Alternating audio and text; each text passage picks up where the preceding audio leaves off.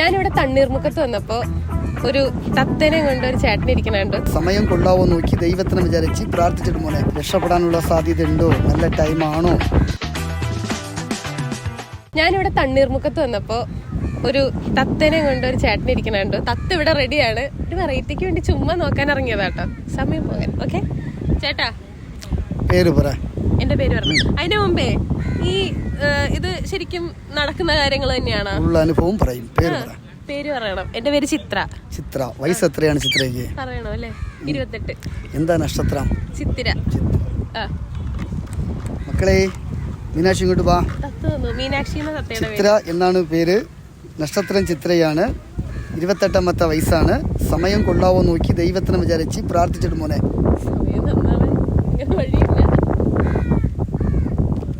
നല്ലതെടുത്തോ മീനാക്ഷി. രക്ഷപ്പെടാനുള്ള സാധ്യത ഉണ്ടോ, നല്ല ടൈമാണോ? ദൈവത്തിനെ വിചാരിച്ച് പ്രാർത്ഥിച്ചെടുക്ക്. ചിത്ര മോക്ക് 28 വയസ്സ്. ചിത്ര നക്ഷത്രമാണ്. ചിത്ര എന്നാണ് പേര്.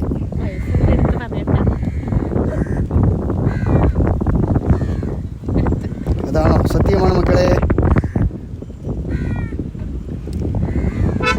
അപ്പോൾ ചിത്ര മോളുടെ പേർക്ക് തത്തം എടുത്തിരിക്കുന്ന ചിത്രം ഭഗവാൻ ഗുരുവായൂരപ്പൻ. നല്ല ഭാഗമാണ് കേട്ടാ, ദൈവികമൊക്കെ ഉണ്ട്. അപ്പം ചിത്രയുടെ മനസ്സിൽ വഞ്ചന, ചതുവ് അങ്ങനെയുള്ള ഏർപ്പാട് ഒന്നില്ല. പിടിവാശിയുണ്ട്. എന്തെങ്കിലും കാര്യം മനസ്സിൽ കണ്ട അത് എന്തു പോയാലും നേടിയെടുക്കണം എന്നുള്ള വാശികർത്തിയാണ്. ഒരു മനുഷ്യൻ്റെയും ഉപദേശപ്രകാരം ജീവിക്കാൻ നിൽക്കില്ല. നമുക്കേത് ശരി സത്യമെന്ന് സ്വയം തോന്നുന്നു അത് മാത്രമേ ചെയ്യുള്ളൂ, അതിലേക്ക് പോകാറുള്ളൂ. പിന്നെ ഇന്ന് വീട്ടിൽ മുതിർന്ന ആൾക്കാർ, കുടുംബത്തിൽ എത്ര ആൾക്കാർ ഉണ്ടായിരുന്നാലും ചിത്രയുടെ പിതാവിരുന്ന് ധരണം ചെയ്തു പോകാനുള്ള എല്ലാ കാര്യങ്ങളും പിതാവിൻ്റെ സ്ഥാനത്ത് നിന്നുകൊണ്ട് ലാഭം, നഷ്ടം, നന്മതിന്മകൾ, സുഖദുഃഖങ്ങൾ സർവ്വതും ധരണം ചെയ്ത് കഴിയാമെന്നുള്ള ഒരു കർമ്മബന്ധം ഈശ്വരൻ മോൾക്ക് തന്നിട്ടുണ്ട്. അപ്പോൾ എത്ര സങ്കടമുള്ള വിഷയം ഉണ്ടായാലും പുറത്ത് കാണിക്കാറില്ല. സങ്കടമൊക്കെ ഉള്ളിൽ ഒതുക്കി വെച്ച് പുറത്ത് ഒന്നുമില്ലാത്തതുപോലെ ഹാപ്പി ആയിട്ട് ചിരിച്ചു കൊണ്ടുപോകാൻ പഠിച്ചിട്ടുണ്ട്. അപ്പം ജന്മ ആണിൻ്റെ ജനനമായിരുന്നേ ഉള്ളൂ പെണ്ണായി പോയി. പെണ്ണാണെങ്കിലും ആണുക്കുള്ള കഴിവ്, സാമർത്ഥ്യം ഒക്കെ ദൈവം തന്നിട്ടുണ്ട്. അതേപോലെ 4 പേരെ ബോധ്യപ്പെടുത്താൻ വേണ്ടിയിട്ട് ഒരു ദേവാലയം പോകണമെന്നൊന്നുമില്ല. ചിത്രൻ്റെ ഹൃദയത്തിൽ ദൈവത്തിൻ്റെ വഴി പ്രാർത്ഥന എല്ലാം ഉണ്ട്. അതുകൊണ്ട് മല പോൽ വരുന്ന ആപത്തും മുഴുവനും മഞ്ഞുപോലെ തന്നെ മാറും. അതേപോലെ എല്ലാ വിഷയങ്ങളിലും നാക്ക് ശ്രദ്ധിക്കണം. ഇന്ന് ആവശ്യത്തിന് വേണ്ടി നാളെ കാണാൻ പോവാണ്, ഇന്നത് ചെയ്യാൻ പോവാണെന്ന് മുൻകൂർ പബ്ലിക്കായിട്ട് പറയാൻ പാടില്ല.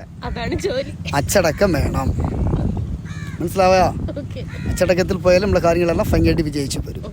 അതേപോലെ ദേഷ്യം കുറയ്ക്കണം. ക്ഷമ വേണം.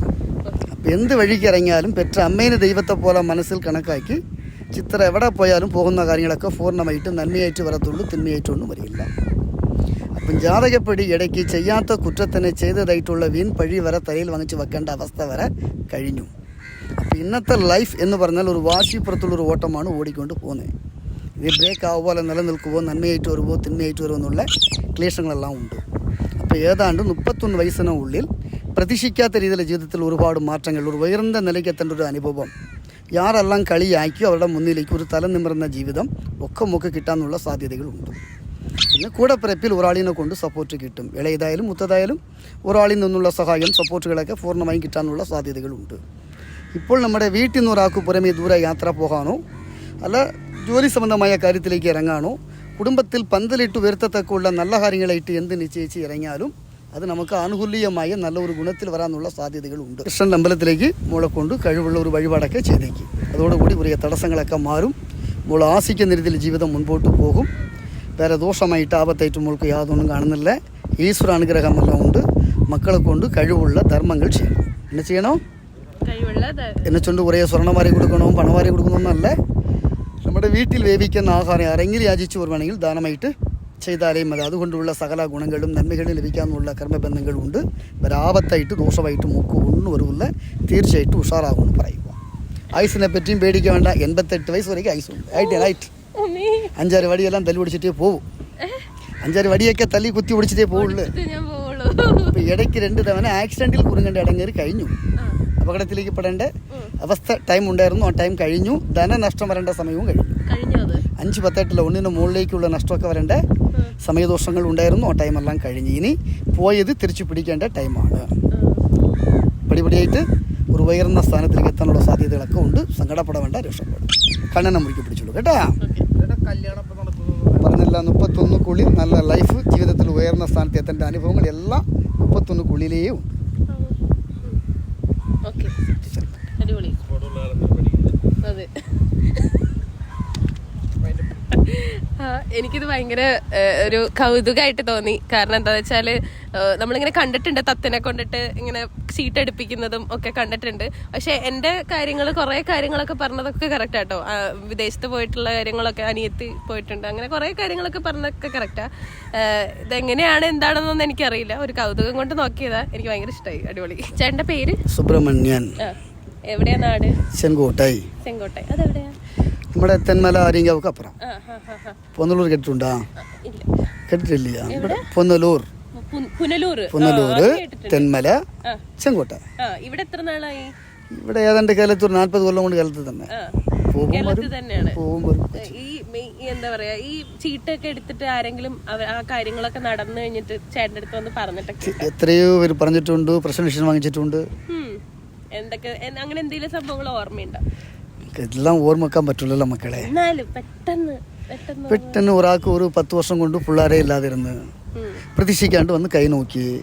ഞാൻ അറിയാണ്ട് എൻ്റെ വായിന്ന് വീണ് പോയി. അടുത്ത വർഷം നമ്മൾ കാണുമ്പോൾ കുഞ്ഞും തലയായിട്ടിരിക്കുന്നു പറഞ്ഞേ. അതേപോലെ കുട്ടിയും തലയായിട്ട് തിരിച്ചു വന്നു. സംഭവമായിട്ട് ഒരു മുണ്ട് സെറ്റൊക്കെ വാങ്ങിച്ചു തന്നിട്ട് സന്തോഷമായിട്ട് പോയി. ഇവിടെ വെച്ചല്ല, എറണാകുളത്ത് വെച്ചിട്ട്. എവിടേക്ക് ഇരിക്കാറുണ്ടായിരുന്നു? ഇങ്ങനെ നമ്മൾ ഇങ്ങനെയുള്ള സ്ഥലങ്ങളിൽ എല്ലാ സ്ഥലത്തിലും ഇരിക്കും. ക്ഷേത്രങ്ങൾ ഉള്ള ഇവിടെ ഇരിക്കാനായിട്ട് അടിപൊളി. ഇവിടെ എന്താ പറയാ, കുറച്ച് ആൾക്കാർ വരുന്നുണ്ട്, കുഞ്ഞു കാറ്റുമുണ്ട്. അല്ലേ? അടിപൊളി. ഇത് കഴിഞ്ഞ് കഴിഞ്ഞാൽ നേരെ വീട്ടിലേക്ക് പോവാ. വീട്ടിലാരൊക്കെ ഉണ്ട്? വീട്ടിലെ ഭാര്യ, മക്കൾ, പേരക്കുട്ടികളെല്ലാം ഉണ്ട്. എല്ലാവരും ഉണ്ട്. അടിപൊളി. ഈ തത്ത എത്ര നാളായി? ഇതിപ്പോ നമ്മുടെ കയ്യിൽ വന്നിട്ട് ഒരു വർഷമായിട്ട്. 1 വർഷമായിട്ടുള്ളൂ. തത്തയുടെ പേര്?